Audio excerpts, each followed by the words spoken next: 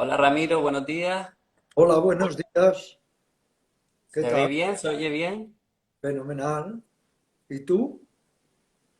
Bien, te veo un poquito oscuro, pero a ver, Espera, vamos a arreglarlo. mira, a ver, ¿Cómo que no se puede arreglar? Metiendo más luz en la habitación. un poquito más de luz, yo creo. ¿Ves? A Más ver, claro. Ya verás, claro que entra mucho más luz. Yo ayer también lo veía oscuro. ¿Te acuerdas, Luisa, que te dije? No me importa. Al grabar. A ver, sí, algo mejor, sí, ahora se ve un poquito mejor. sí, es que... eh, y con Ahora, así, así, luz de arriba. así está mejor, sí, así está bien ahora, déjalo así, Si quieres, sí, empezar. qué bien. Pues nada, Ramiro, llegó el día, llegó el encuentro. Muy bien. ¿Qué tal Muchas ahora? gracias. Hemos puesto más luz. ¿Perdón? Más luz hemos puesto. ¿Qué tal? Sí, ahora se ve mejor. Muy bien.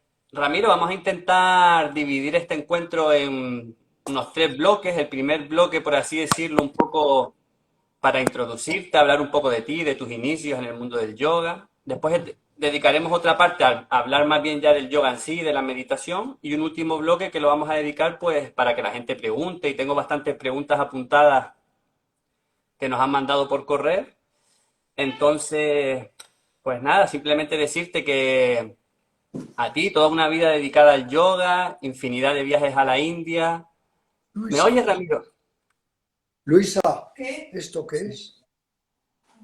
Que sube por ahí. Espera, que está. No, eso es que la gente te manda corazones. Ah, vale. Sí, eso es que la gente está dándole a me gusta. Sí, sí, Fenomenal, era para saber. ¿Ves mi ignorancia? sí. Qué bueno. Pues Ramiro, lo que estaba diciendo, una vida dedicada al yoga, infinidad de viajes a la India, un centenar de libros escritos. ¿Podrías un poco introducirnos cómo empezó todo este camino en ti? Si eras muy joven, ¿a qué edad empezaste a tomar contacto con este camino? Con la espiritualidad muy joven, porque mi primera gurú, que era mi madre, me empezó a iniciar en autores que escribían sobre la India, sobre Oriente, libros como el Siddhartha, como Los ojos del hermano eterno, el hindú también de Germán Hesse, etc. Entonces, desde muy niño con la espiritualidad. Y a partir de los 15 años, a un amigo llamado Rafael Mastiarelli, le escuché decir la palabra yoga y le pregunté, ¿qué es el yoga? Y él dijo, un método para el control de la mente. Y yo dije, esta es mi disciplina, porque yo, como todo el mundo, tenía una mente simiesca, una mente de mono saltarín de un lado para otro. Y luego tuve la fortuna de que esa primera gurú, que digo que fue mi madre y me inició en tantas cosas, pues ella empezó a dar clases, a recibir clases de yoga con un profesor de yoga que llegó de la India y se instaló en las afueras de Madrid, un hindú. Y entonces ella empezó a recibir clases de yoga y después me llevó a mí cuando yo tenía 15 años aproximadamente. Así que fíjate, tengo 77, luego ya es una larga andadura. Andadura, sí. Y claro, me imagino que también jovencito, no sé a qué edad nos dice, empezaste a viajar a la India y realmente ¿qué fuiste a buscar a la India que la cultura de aquí no te daba? ¿Por qué esos viajes a la India, qué fuiste a buscar allí?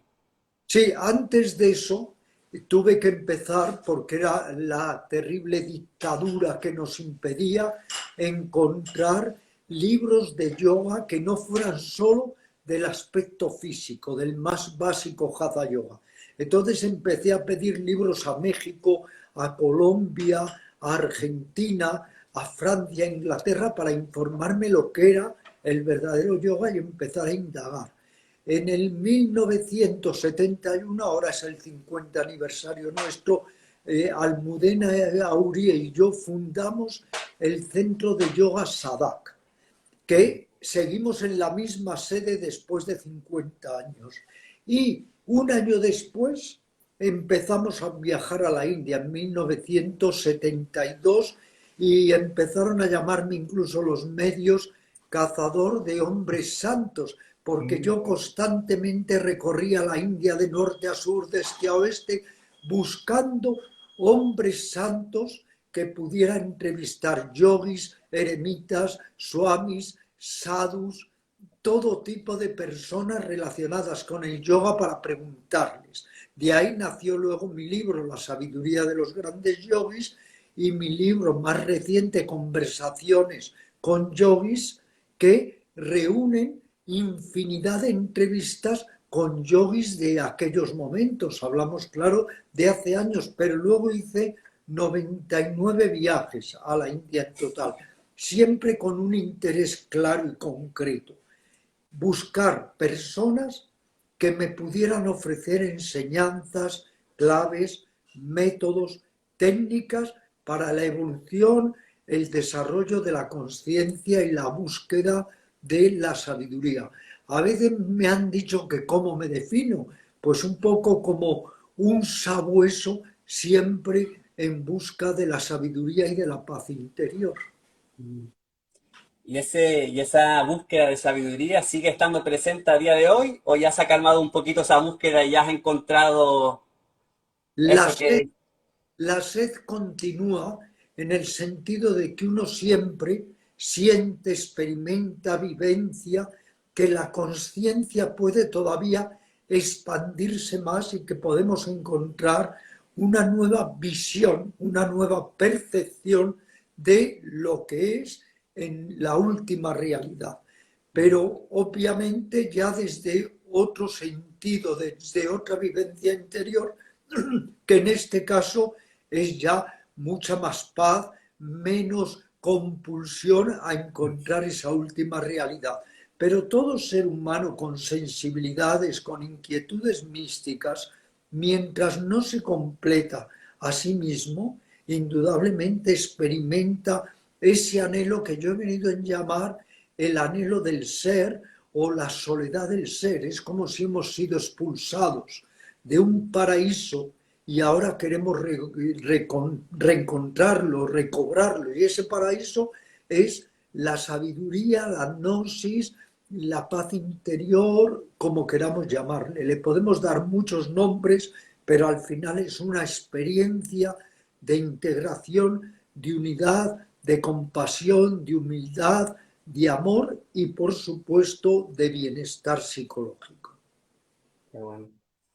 Y eso suena un poco a nuestras capacidades innatas, ¿no? Naturales que ya tenemos dentro, intrínsecas, pero que, por ejemplo, esta vía, pues ahora hablaremos del yoga en concreto, es como una herramienta que te ayuda a que todo eso vaya floreciendo, ¿no, Ramiro? Pero todo eso ya lo llevamos dentro. ¿O es algo que hay que ir...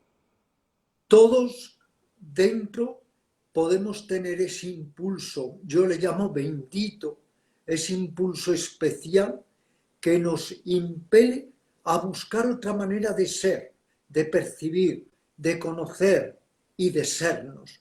Ese impulso está en el ser humano como una simiente. Si tú esa simiente la riegas, crece. Si la cultivas, se desarrolla. Pero si no, termina indudablemente por secarse. Y estamos todos tan enamorados de lo aparente, de lo trivial, de lo superficial, de lo banal, que perdemos de vista lo verdaderamente esencial. Y lo que urge es cambiar la mente. Si la mente no cambia, el mundo no va a cambiar. Y lo que me parece increíble, querido amigo, es que llevemos millones de años en la capa de la Tierra, que todo siga siendo igual, que sigan imperando la ofuscación, la avaricia, el odio, los celos, y que nadie reflexione y se diga, ¿por qué no cambia esto en millones de años? Pues no cambia porque no cambia la mente humana. Y para cambiar la mente humana es que han nacido infinidad de caminos. Yo mismo, antes de decantarme especialmente por el yoga, pasé por el zen, el budismo tibetano, el subud, las ciencias ocultas, el gnosticismo, el neoplatonismo, etc. He pasado por muchas sendas, pero como tú has dicho una palabra clave que tus labios han pronunciado, herramienta. Todos son herramientas para ir poco a poco completándonos conociéndonos, transformándonos y lo idóneo, humanizándonos. Creemos que somos seres humanos. Qué gran y burdo y vasto eufemismo, seres humanos. No, somos homo animales, pertenecemos a la misma categoría que los primates y lo que tenemos es que poner medios para pasar de ser homo animales a genuinos seres humanos.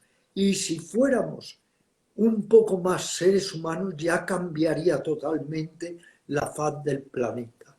Y algo tan básico como ser un ser humano y ser humano consciente, un ser humano consciente y que pase tan por alto eso de ser consciente, ¿verdad? Que a veces estamos más en la inconsciencia que en el consciente cuando realmente somos seres conscientes. ¿Por qué estamos tenemos esa parte tan apagada, qué es lo que ha pasado, qué es lo que hemos hecho? Ahora entraremos con el yoga, pero ya que salió este tema de ser seres humanos conscientes, ¿por qué estamos más tiempo en el inconsciente y no dándonos cuenta de lo que realmente pasa en el momento? Es súper interesante eso, ¿no? Estamos en realidad en la mecanicidad. El problema, querido amigo, es que somos extraordinariamente mecánicos y todos nuestros impulsos, nuestros pensamientos, emociones, sentimientos vienen sombreados, vienen condicionados por esa mecanicidad. Por eso es tan importante despertar un poco. ¿Y qué es despertar? Despertar es ser un poco más conscientes, estar más atentos, pero no por el hecho que ahora se dice del mindfulness, mindfulness, mindfulness, estad atento. No, un verdugo está muy atento, un explotador está muy atento, alguien que hace el daño, un ladrón, está muy atento. No es solo estar atento. Ese es el error del mindfulness como se nos presenta. El mindfulness tiene que llevar, perdón, a la comprensión clara, al entendimiento correcto, a la compasión, a la humildad. Luego la atención es también una herramienta para ir un poco despertando y saliendo de esa mecanicidad, de esa ceguera que nos invade. Eso es. Ramiro, ahora vamos a empezar a tocar un poco el tema del yoga en sí. Vamos a remontarnos un poco a los orígenes, a los principios, porque una vez creo entender como que el yoga sí tiene unos milenios de antigüedad, pero claro, a Occidente ha llegado más bien la parte superficial, las posturas, pero se dice que las posturas no son tan antiguas, que son de unos 200, 300 años, cuando los ingleses colonizaron la India, que por lo visto no les dejaban practicar su arte marcial, el Claripayattu, y como que tuvieron que coger la gimnasia británica, mezclarla, hacer un paquete, y ahí lanzaron el yoga, quitando el yoga antiguo, que es el de la meditación, el de sentarse, que eran 2 o 3 posturas. ¿Qué opinas de esto? ¿Por qué ha llegado tanto las posturas? ¿Realmente las posturas son milenarias o es algo nuevo? Las posturas son muy recientes. Nacen con el movimiento Natha Yogi aproximadamente en el siglo XV, pero es luego cuando posteriormente se empiezan de alguna manera a magnificar, a poner todo el énfasis en un fragmento del yoga, que eso es solo un fragmento, es reduccionismo puro, a veces casi esperpéntico, que es esa obsesión por los asanas o por las posturas, cuando además realmente son 12, 15 posturas las auténticamente básicas. Todo lo demás son variantes, modalidades sobre el mismo tema. Y las posturas son para calmar la mente, no para agitarla. Y todo esto que llamo yo el yoguismo, las posturas gimnásticas, contorsionistas, acrobáticas, en lugar de calmar la mente, lo que hacen es dispararla y afirmar el ego y el culto al cuerpo, cuando el yoga es precisamente desapego del cuerpo, cuidarlo pero desapegadamente y sobre todo trascender esa densa, espesa burocracia que es la del ego y el egocentrismo. Por otro lado, todas estas posturas que a veces se nos ofrecen, que yo he llegado a hacer todas y a dominarlas un poco porque cuando empecé con el yoga, pues también tenía ese prurito de ver hasta qué punto me superaba. Pero como decía Ramana Maharshi, la verdadera postura, la más estable, es el equilibrio y la estabilidad mental. De la misma manera que el ayuno más eficiente es el ayuno de la mente, el dejar la mente quieta y sin ideas. Pero a propósito de lo que tú decías, incidiendo en ello, en las posturas del yoga se ha mezclado muchísima gimnasia sueca, gimnasia escandinava, culturismo de todo tipo. Tal es así que en realidad el saludo al sol, que tanto se le da esa importancia, eso ha sido incorporado seguramente desde la calistenia o desde las culturas físicas y puramente gimnásticas. En la India, cuando yo la visité en 1972 la primera vez, ya había una especie de fusión entre culturistas y hatha yogis. A veces me iba yo a gimnasios o a lugares de entrenamiento físico en el mismo Benares, en Calcuta, en Bombay, y me daba cuenta que no había una distinción clara entre el culturismo y la ejecución de los asanas. De tal manera que algunos asanas los utilizaban los culturistas y muchas técnicas de calistenia y culturismo las utilizaban los yogis. Pero, insistamos, la postura, si es con trabajo interior, con atención correcta, si es como una herramienta de control psicosomático, es útil. Pero las posturas, los asanas, insisto, es un fragmento exclusivamente del yoga. Y lo que es terrible, querido amigo, es querer reducir al yoga a una burda acrobacia como es el hecho de determinadas posturas que se han puesto de moda entre modelos, que es el postureo, que es la exhibición, que es el jactarme, mira, soy más flexible que tú, y llegar a ser el más flexible del cementerio. Y además, como ha dicho ya un yoga, al final todos vamos a acabar en una postura, el savasana, la postura del cadáver. Luego todo lo demás son herramientas, pero obsesionarnos por exhibirnos mediante las posturas de yoga, eso es yoguismo, eso es el más puro anti-yoga. Pues sí, uf, aclarado, aclarado. Y sí, porque está claro que al final me imagino que las posturas habrán surgido en la tradición antigua, en la verdadera, preparar un poco el cuerpo para mantenerlo medianamente sano, para poder sentarte en meditación y aguantar largas horas sentado en meditación y el cuerpo no te moleste, para alcanzar el verdadero... Lo has explicado muy bien, porque en cuanto a las posturas, mi propio gato, Emil, que está por aquí, pues es infinitamente más diestro haciendo asanas que yo. Y si viene cualquier bailarín, pues indudablemente nos da sopas con ondas a todos los que creemos que hacemos posturas espectaculares. La postura tiene una misión o un fin muy concreto, que es efectivamente tener bien el cuerpo, pero para que pueda funcionar mejor la mente, el discernimiento, para que podamos hacer más fácilmente la meditación y utilización de las posturas también como lo que llamamos trabajo consciente sobre el cuerpo.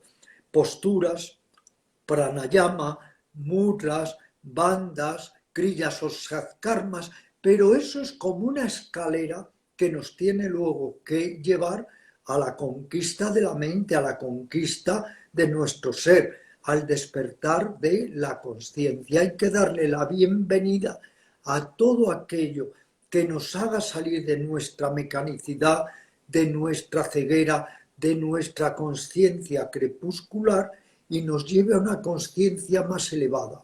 ¿Para qué una conciencia más elevada?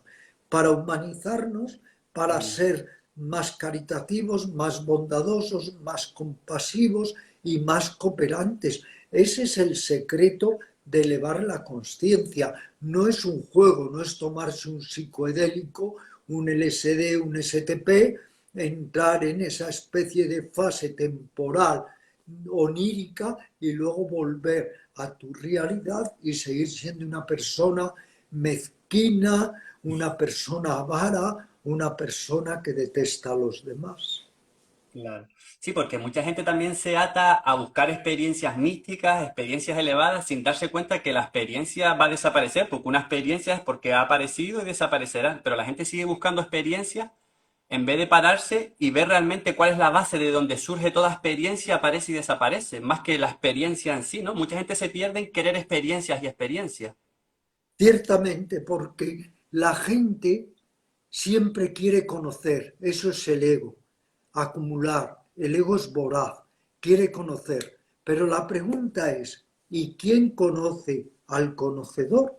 Hay que ir más adentro, hay que ir calando capa tras capa hasta encontrar nuestra esencia o nuestro ser o no ser o como le queramos llamar. Yo en mi novela El Fakir, que ahora justo acaba de salir la 18ª edición, que ha sido siempre muy bien acogida porque es Sí. precisamente eso, la búsqueda de una realidad de orden superior, siempre digo, en esa novela, insisto, que todos somos aprendices y que el deber de un aprendiz es seguir aprendiendo y también en el día a día, en la vida cotidiana y que el proceso ya es el fin.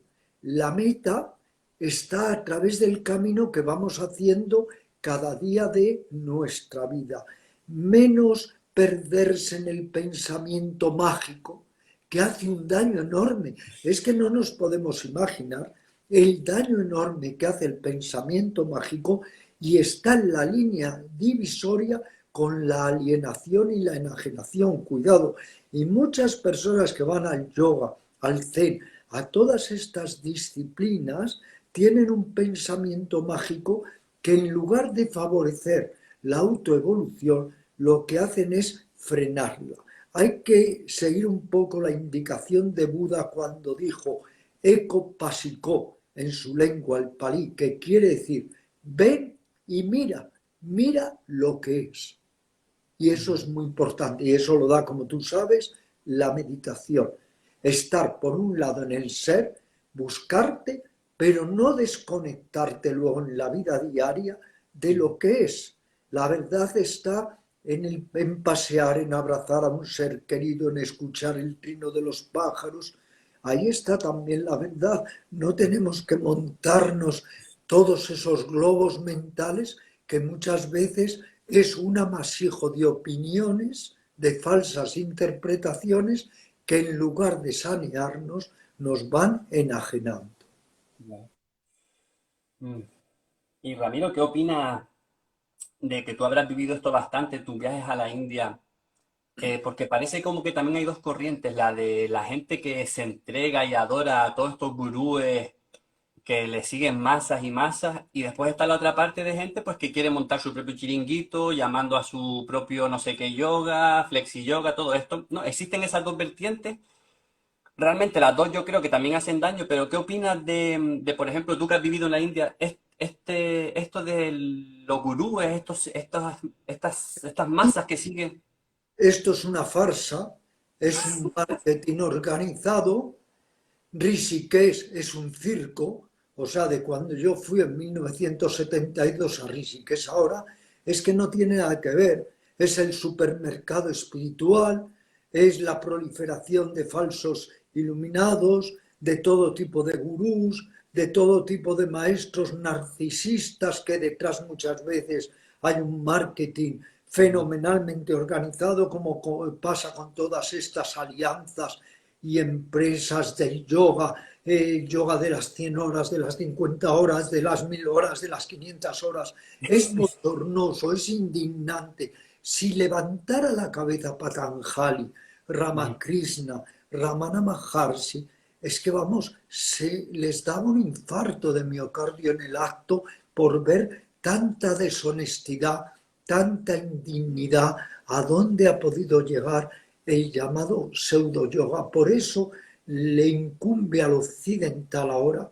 el ir a encontrar otra vez las raíces del auténtico yoga y tratar de restituirlo incluso a la India, porque en la propia India se hace diferencia entre lo que es el yuj, que es el verdadero yoga, y lo que se llama despectivamente el yoga. El yoga es el yoga todo del mercadeo, de los mercaderes psicoespirituales, entre comillas, es el yoga occidental que ha contaminado también a la India. Pero no olvidemos una cosa, querido amigo, que aprovecho la atención que tienes de entrevistarme para decirlo. Los primeros grandes traidores a la genuina enseñanza del yoga fueron los gurús, mentores, profesores de yoga que ya llegaron a Estados Unidos a partir del 1920, el 1930. Ellos ya prostituyeron, falsearon, desdibujaron, distorsionaron el verdadero yoga con una finalidad. Por un lado, el robustecer su ego narcisista y por otro lado, obtener dinero tanto como pudieran. Y entonces se incurrió en los campeonatos de yoga, las exhibiciones de asanas, pero ¿cómo un maestro serio de yoga puede incitar a los campeonatos de asanas? Esto es increíble. El que tú y yo hagamos el Paschimottanasana, hagamos la postura a la pinza y a ver quién la hace mejor, pero si en una postura lo que cuenta es la actitud mental, cómo tú estás coordinado con tu cuerpo energético, con tu interior, con tu ser, pero no cuenta el hacer mejor o peor la postura. Otra obsesión que hay ahora, adaptar a la gente a la postura. Y hay una de lesiones, es que es escalofriante, es llamativo el número de lesiones que hay por querer hacer estas posturas acrobáticas. No se trata de adaptarte tú a la postura e incluso te empujan de la espalda para que hagas mejor la postura a la pinza. Eso es aberrante. Se trata de adaptar la postura a ti, porque no es lo mismo si tienes 80 años que 50, que 20. Pero ha habido tal confusión con respecto a este tema y como dice mi amigo Agustín Paniker, mi editor, el dueño de la editorial Kairos, siempre ha habido muchos charlatanes en el mundo de la espiritualidad. Lo que sucede es que ahora, con la de millones que se están moviendo, como él dice, pues aumentan los falsos profetas, los charlatanes, los embaucadores. ¿Qué hay que hacer con respecto a ello? Abrir los ojos, utilizar el discernimiento, discernir lo que llamamos en el yoga viveka, saber distinguir entre la joyería y la bisutería. Qué grande. Y Ramiro, los verdaderos yogis realmente no se ven, ¿verdad? Ellos están ya medio, no les interesa todo esto. Yo creo que los verdaderos yogis no se ven, ¿no? Tú que has estado buscando por ahí, no los ves, ¿no? O habrás visto alguno, pero la mayoría, los auténticos, están ya fuera de todo este sistema, ¿no?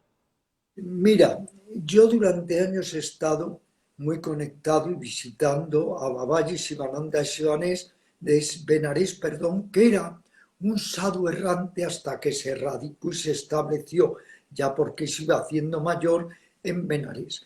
Durante años le he entrevistado e incluso hemos publicado un libro de él, que él me lo dio en persona y lo publicamos, El misterio del planeta, que es precioso, sus pensamientos más íntimos.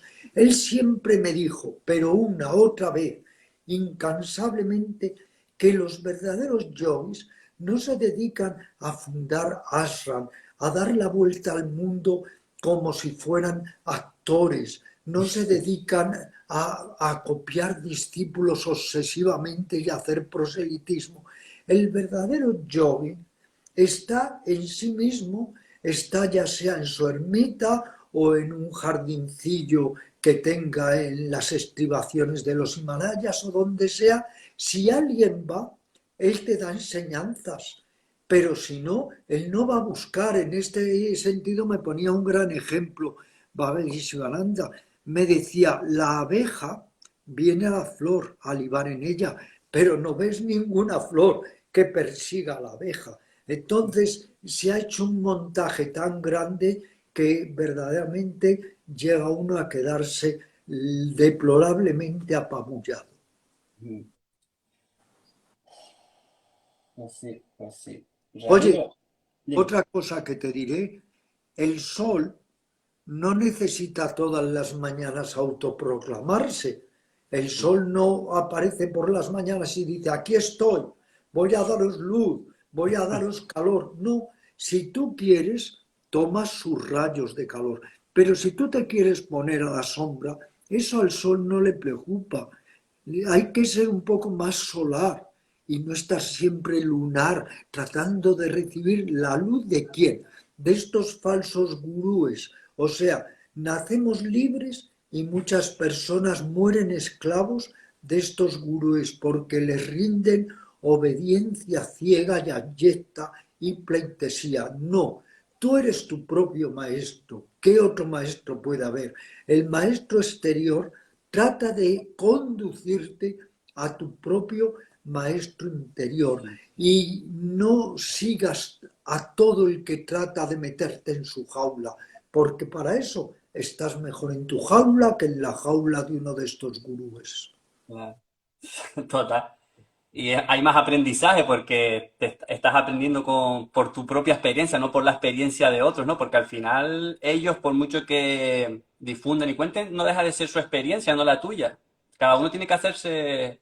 Ciertamente, cuando Buda iba a morir, los discípulos le dijeron, Señor, nombra un sucesor, un maestro, y dijo Buda, ¿pero por qué? Si el maestro es la enseñanza, el Dharma, pero si lo tenemos todo, Claro, tenemos afortunadamente esa maravillosa herencia de la espiritualidad surgida de las mentes más autorrealizadas, sea Buda, Jesús, Mahavira, Tilopa, quien fuere, lo tenemos. ¿Qué es un maestro? Un maestro es un instructor, es un intermediario gnóstico. Te da las enseñanzas, los métodos, las claves, pero para que luego tú trabajes sobre ti mismo. No seas tan holgazán ni tan perezoso que lo pongas todo en manos del maestro. El maestro no puede liberarse por ti, nadie puede liberarse por uno. total. Muy bien. Ramiro, mira, ya ha pasado media horita, qué rápido. Tengo aquí bastantes preguntas. ¿Te parece si vamos preguntando cositas que nuestros seguidores nos han dicho? Es Nos un ha- verdadero placer. Yo en las que pueda contestar, Claro. contestaré. En las que no, pues guardaré el noble silencio. Ah, qué maravilla el silencio. Pues también hablaremos un poquito del silencio, si puedes. Porque yo creo que al final toda la enseñanza está ahí en el silencio, ¿verdad, Ramiro? Cuando paramos de ese pensamiento discursivo y entramos en nuestro silencio, ahí se manifiesta todo de manera natural. Mira, el yoga está en parte en ese silencio, en esa naturaleza de la mente que yo mismo, en el fakir, de una manera simbólica, en este libro mío, llamo la mansión del silencio. En ese silencio se revelan muchas verdades más allá de las palabras, las ideas, los conceptos. Pero para llegar a ello también hay que seguir toda una estrategia. Yo cifro ahora muy rápidamente esta estrategia en lo que te voy a decir. La práctica asidua de la meditación, el trabajo consciente sobre el cuerpo, el cultivo de la ética genuina que nada tiene que ver con la moralidad convencional que no es tal, la autoobservación, el ir poco a poco poniendo todas las herramientas que podamos para ir desasiéndonos un poco de ese ego que es como un pulpo que nos toma y podamos ir más allá. En fin, es toda una estrategia de orden psicosomático, psicofísico, psicomental, psicoemocional, lo que yo llamaría toda una tecnología psicoespiritual para crecer y sobre todo para despertar a una realidad que está ahí, pero se nos escapa porque ponemos tanto el énfasis en lo superficial que vivimos de espaldas a lo real. Ujú. Constantemente estamos en el cambio, ¿no? Si depositamos toda nuestra atención en lo de fuera y lo de fuera está siempre en transitoriedad cambiando, pues también estaremos perdidos en esa transitoriedad, ¿no? Porque Eso, ponemos todo el foco en eso. por eso hay esa insatisfacción tan profunda. Es como si una persona que tiene sed bebe agua salada. Es imposible que la sed se sacie. Somos seres profundamente insatisfechos, siempre hacia afuera, hacia afuera. No, nuestra energía la tenemos que aprender a gestionar, a dosificar. Una parte de la energía para mejorar nuestra calidad de vida externa, que siempre que sea lícito debemos hacerlo, pero una parte de la energía para mejorar también nuestra calidad de vida interior y de vida psíquica. Pero vivimos tan externalizados que nos perdemos a nosotros mismos. Miramos tan lejos que no vemos lo que está a nuestro lado o en nosotros mismos. El silencio interior nos reporta una experiencia de ser, nos desnuda, nos desenmascara, nos lleva más allá de la cápsula del ego y tenemos otra experiencia diferente. Pero luego hay que estar en la vida diaria y en la vida diaria es donde aprendemos, porque no olvidemos que la vida es un reto, un desafío, pero también una gran maestra. Precioso. A ver, pues vamos a empezar por esta pregunta. Creo que algunas ya las hemos ido tocando, pero bueno, vamos a ver. Por aquí Tania nos pregunta, ¿crees que todos somos un poco responsables de la degeneración del yoga en el mundo? En caso de que digas que sí, ¿qué hacer para encauzarlo? Mira, yo creo que todos somos un poco responsables porque no nos hemos tomado la real molestia, el interés, la motivación de indagar en la esencia, en las raíces, en la médula del yoga. Lo que tenemos que hacer es investigar. El yoga es un campo vastísimo, es inabordable, pero tenemos que investigar y luego convertirnos nosotros mismos en experimentadores de nuestras propias vivencias, es decir, convertirnos en nuestro propio laboratorio viviente para que todo aquello que indagamos, que estudiamos, lo pasemos por la experiencia. Por eso siempre digo, el yoga no se mueve por creencias, el yoga se mueve por experiencias. Somos responsables en la medida en que no indaguemos más en este prodigioso campo de enseñanzas, de conocimientos. No tenemos que resignarnos a lo poco que se nos da en un centro de yoga, porque en un centro de yoga, y yo mismo lo tengo hace 50 años, obviamente se nos da un fragmento, una parte, no se nos puede dar todo. El verdadero buscador tiene también que buscar, experimentar por sí mismo. Yo cuando acabamos las clases de meditación en el centro de yoga muchas veces les digo, y ahora empieza el trabajo. Cuando salgáis de aquí, empieza el trabajo, porque hay que convertir el yoga en una actitud de vida, en una técnica para vivir. Vale, por aquí nos preguntan, Sonia nos pregunta si alguna vez has perdido por el camino alguna vez la fe y si en caso de sí, ¿cómo la recuperaste? La he perdido innumerables veces.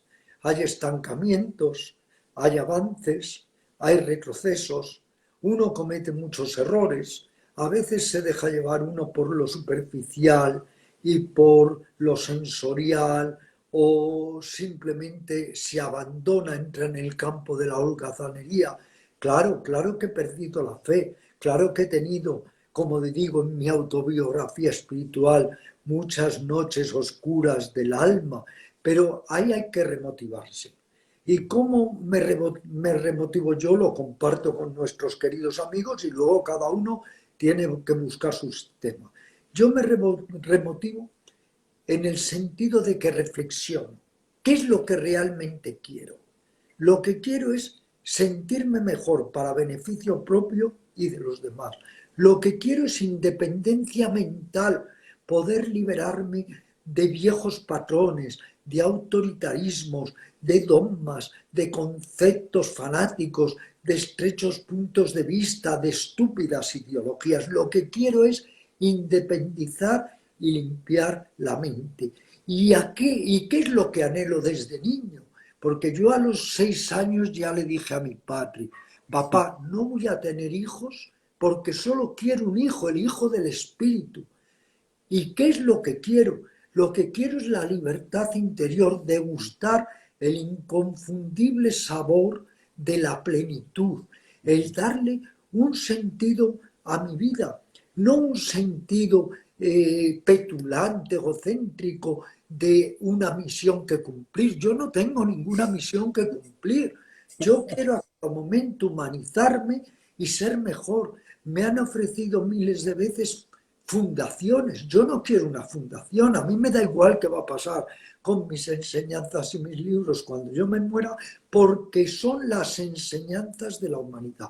Remotivarse cuando nos estancamos, cuando retrocedemos, con este afán de libertad interior y de darle un sentido genuino a la vida. Y algo muy importante, la paz interior. No hay nada que pague un instante de paz, nada, ¿eh? El placer, la diversión, el entretenimiento están muy bien, pero hay otro tipo de vivencia infinitamente más rica y enriquecedora, que es la paz interior. Vale, seguimos. Por aquí Doya nos pregunta, cuando empiezas a sentir que has conectado con el amor, pero después de haber vivido mayoritariamente en el miedo, ¿cómo afianzar esa confianza en la vida? Tenemos que aceptarnos como somos. En las mitologías, hasta los héroes, dioses, semidioses, tienen pasiones, tienen miedos, tienen tendencias insanas de ira, de odio. Todos tenemos estas tendencias, las arrastramos. Todos estamos tan metidos en nuestro capullo interior de egoísmo que incluso, lo decía Jung, ni siquiera tenemos idea de lo que es amar. Amar no tiene nada que ver con lo que suponemos que es amar, pero tenemos que ir poco a poco desde esa aceptación consciente de nuestra sombra, de nuestro lado difícil, a veces oscuro, mezquino, ruin.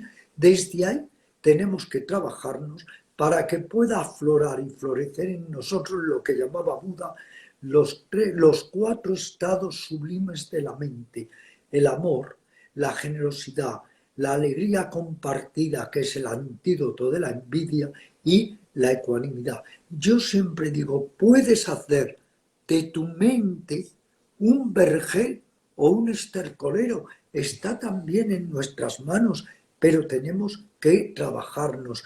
El diamante, que es la consciencia que se nos ha dado, tenemos que pulirlo, tenemos que ser como muy sagaces, diestros, hábiles, joyeros, para ir puliendo el diamante de la consciencia. Y cuando realmente hay consciencia clara, más expansiva, con un sentimiento de unidad, entonces surge más el verdadero amor, porque te identificas, empatizas con todos los seres de la naturaleza, y entonces incluso una hierba o una brizna de hierba se vuelven sagradas. La unidad, ¿no? Te vuelves uno, ¿no? No ves tanta separatividad. Ramiro, Efectivamente, tenemos muchas preguntas también que nos hacen por aquí, por el Instagram. Vamos a mirar, por ejemplo, por aquí nos dicen, ¿cómo soltar el querer controlar todo? qué gran pregunta. ¿Quién quiere controlar? ¿Quién es el gran controlador, amigo mío? Ese ego posesivo, aferrante, voraz, acumulativo, ese ego que agarra y agarra, pero no sabe soltar. Pero qué curioso, porque incluso tendremos un día que soltar este cuerpo, así que es mejor que nos vayamos ya acostumbrando a soltar. Me Sí. preguntó una vez un periodista, ¿tenemos algo que perder con la meditación y le dije, sí, mucho, el miedo, la angustia, los celos, la envidia, la rabia, soltar, soltar, soltar. Pero qué difícil es soltar, porque ese gran acumulador que es el ego, lo único que quiere es acopiar y sumar. Claro. Claro, porque me imagino que todo esto dirás, si suelto todo, ¿quién soy? Y entrará pánico, entrarán miedos. Ay, no, no, no, no. Sí, el vértigo a la libertad. Claro. Cuando el miedo nos entra a todos. Figúrate un ejemplo. Suponte que un preso lleva en la cárcel 30 años y un día el director de la prisión le dice, usted ya ha cumplido su condena, váyase. Y el preso se aterra, lo que quiere es volver a su celda, que ha decorado un poco con algunos pósteres, etcétera. Se ha acostumbrado tanto a la esclavitud, al cautiverio, que le da terror salir de la cárcel. Se ha vuelto lo que se llama un preso instituido. Ya no quiere salir de su propia cárcel. Entonces todos tenemos este vértigo a la libertad. No queremos soltar nuestras ideologías, nuestras creencias, nuestro, digamos, afán de ponernos una etiqueta, un rótulo, un nombre. Somos como boticarios antiguos que todos los cajoncitos de la farmacia los tenían que tener rotulados o etiquetados. Nos da auténtico miedo una mente más expansiva, más libre de autoritarismos, de ideologías, de apegos innecesarios, de tendencias insanas como la ofuscación, la avaricia y el odio. Vamos a seguir con las preguntas de aquí. Mm, Dice, maestro, ¿cómo puede la mente ser quien nos boicotea para no avanzar? La mente puede ser amiga o enemiga. ¿Es causa de libertad o causa de esclavitud? Hay un adagio muy significativo que reza, el que domina su mente es como un rey, el que no domina su mente es como un mendigo. Todos tenemos muchos problemas con la mente, por eso nació la meditación y otros métodos para aprender a subyugar, a canalizar, a conducir adecuadamente la mente. La mente es un corcel, pero tenemos que saber montarlo. La mente es como un tigre, que si sabes montarlo es un animal ágil, rápido, astuto, pero si el tigre te descabalga, en el momento te engulle. Es necesario aprender a conocer, a examinar, a dirigir, a canalizar la mente. Ahí hay que hacer un gran trabajo. Todos tenemos una enorme dificultad con nuestra mente. Vamos a seguir por aquí. Hola, de Argentina. Mi pregunta es, ¿cómo superar los miedos? Esa es la pregunta. Sí, perdón, Ramiro, sí, ¿cómo superar los miedos? Se queda ahí la pregunta, sí. ¿Quién no tiene miedo? Y el miedo tiene un gran valor. Si ahora mismo nosotros todos, queridos amigos, estamos aquí, es porque tenemos miedo. Si no, unos se hubieran quemado, otros se hubieran precipitado por un abismo, otros hubieran sido tan temerarios que hubieran adelantado su muerte. El miedo, como una reacción instintiva ante la amenaza del peligro, tiene muchísimo valor. El problema no es el miedo como tal, el problema es el miedo aprendido, el miedo que viene por memorias traumáticas o el miedo anticipativo, el miedo imaginativo que nos hace anticipar situaciones dolorosas que quizá nunca lleguen, o si llegan ya sabremos cómo manejar nuestros recursos internos para poder combatirlas o superarlas. Con respecto al miedo, hay que aceptar que tenemos miedo todos los seres humanos, que no hay que sentirse mal por tener miedo, que no hay que meter el ego por medio y decir soy un cobarde, que hay que evitar el miedo al miedo. Y muy importante, aprender a hacer las cosas con miedo. Es que no hay que dejar que el miedo nos colapse. Una persona tiene miedo a hablar en público, pero trata de vencerlo y habla en público con miedo. Otra persona tiene miedo a volar, pero coge un avión aún con miedo. Quiero decir que si el miedo no se puede muchas veces superar, tenemos que aprender a convivir con él, a manejarnos con él y a utilizarlo incluso como un transporte para autorrealizarnos e ir más allá del ego, porque vuelvo a lo mismo, el que tiene inseguridad, el que siente miedo, es nuestro pequeño ego, es como el tímido. El tímido dice, yo no tengo ego, tú tienes un ego como un rascacielos, por eso tienes miedo a que te desaprueben, te ninguneen, te desprestigien, te descalifiquen. Vale. Hay muchos miedos y no olvidemos los miedos del ego, que son muy fuertes en todos nosotros, porque todos lo que no podemos perdonar son las heridas narcisistas, lo que nos hagan a nuestro ego. A ver, ya va quedando poquito tiempo, pero quedan todavía tiempo para algunas preguntas. Por aquí nos dicen, ¿algún libro de iniciación para una práctica autodidacta? Bueno, yo aquí no quiero ser egocéntrico, ya que hablamos de narcisista, pero sí puedo responder de mi libro en este sentido que se llama Yoga, Método Ramiro Calle, que incluye todas las técnicas del yoga, no las parcela, no las fragmenta, es el yoga en su conjunto. Está publicado por la editorial Martínez Roca. Si me das ese voto de confianza, pues soy tan audaz como para recomendártelo. Vale, por aquí nos preguntan también cómo ser más compasivo con uno mismo y con lo que nos rodea. Esto es tema de una charla, de una conferencia, de un programa entero. Sí, hay que desarrollar cariño hacia uno mismo, pero no autocompasión neurótica, que eso es terrible. Qué pena me doy, cómo me autocompadezco, qué lástima me doy. No, todo eso fuera. Nada de autocompasiones neuróticas. Ahora, vigilarse a uno mismo y quererse a uno mismo. Y aquí recurro a Buda. Decía, si te proteges a ti mismo, proteges a los demás. Si proteges a los demás, te proteges a ti mismo. Velar por ti e incluir a los demás. Tratar de conciliar el beneficio hacia ti con el beneficio hacia las otras criaturas, incluidos los animales, que tenemos una deuda enorme con los animales, que hacemos un holocausto con ellos que es imperdonable. Total. Vale, nos preguntan, ¿qué opinas de Sadhguru? Nunca suelo opinar de otros gurús, porque si Perfecto. opinas de otra persona es desde tu personal punto de vista y no hay por qué condicionar a los demás.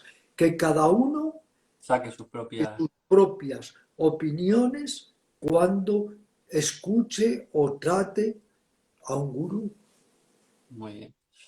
Lo que sí yo digo es que siempre he sido, entre comillas, antigurú, en el sentido de que pienso que el gurú exterior es solo un espejo para alcanzar tu propio gurú interior. Y que me resulta más digno siempre un instructor de yoga, un profesor de yoga, que, como hablábamos antes, estos gurús de masas, que es toda una farsa insoportable. Y Ramiro, para terminar, Frode nos pregunta, ¿quién eres cuando no eres Ramiro Calle? Trato de destruir, en la medida de lo posible, la imagen y la autoimagen. Si podéis ver dos documentales que han hecho sobre mí, gratuitos, están en YouTube, El Ramiro más íntimo y Viaje a los adentros Ramiro Calle, comprobaréis que intento casi desesperadamente destruir mi imagen y mi autoimagen. Ramiro Calle es un nombre, el nombre es un artificio, el nombre es una etiqueta. Le pregunté una vez a un maestro, ¿cómo te llamo? Y dijo, llámame burro si quieras, si quieres, llámame como quieras. Ramiro Calle en realidad es una apariencia, alguien que ha tratado de seguir una senda en la que ha creído de corazón, que es el yoga, pero no es más que eso. Okay. Ramiro, y si tuvieras que elegir un consejo, una frase, una palabra de lo que para ti te han dado, a lo mejor, bueno, tú mismo, tu propia sabiduría, o ese yogi que encontraste, que has seguido, que te lo dijera todo en una palabra así simple, ¿qué dirías para terminar esta charla? El mejor consejo que nunca me dieron es medita. Y el Mm, mejor consejo que yo puedo dar a los demás mm. es medita. Pero voy a dar otro, entre comillas, consejo. No soy quien para dar consejos. Practica, practica, practica y ahí encontrarás todas las respuestas. Pues Ramiro, maravilloso para terminar este encuentro, darte las gracias otra vez de nuevo.